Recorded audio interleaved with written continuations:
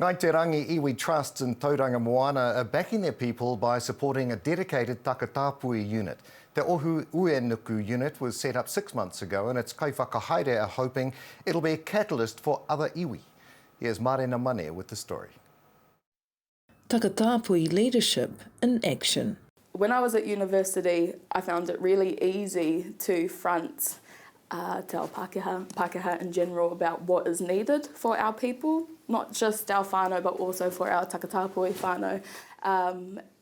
And I have found that coming home and trying to do the same thing has lit a fire. Team leader for Te Ohu Uenuku, Sophie Canning, and coordinator Whakamarurangi Samuels have drawn on their personal experiences to equip them for this challenge. I knew from a young age that I was gay, that I was takatāpui, and within the churches they were very vocal about their views on homosexuality, about the LGBTQ plus community, calling people perverts, child molesters, and then for me to hear that and them not realise that they're speaking about me.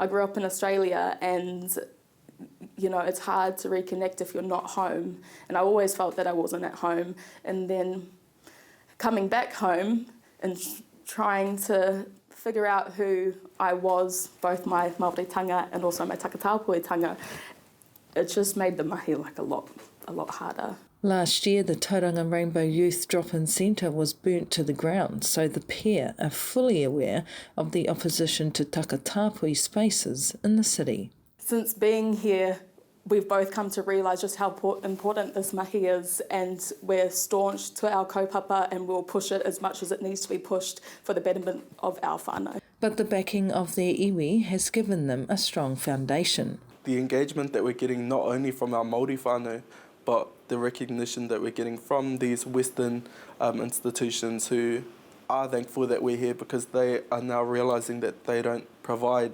services that cater to not only our Māori whānau, but also our Poli, our Pacific Islander whānau here in Aotearoa. They plan to take this kaupapa around the country. I would hope that other iwi can recognise the importance of having a dedicated takatāpui unit within their own services, and I think the way that we're going at the moment, the trajectory that we're on with decolonising and re-indigenising, that I think they're starting to get that we all need to be taken along that journey. Marina Mane, Te Ao Tapatahi.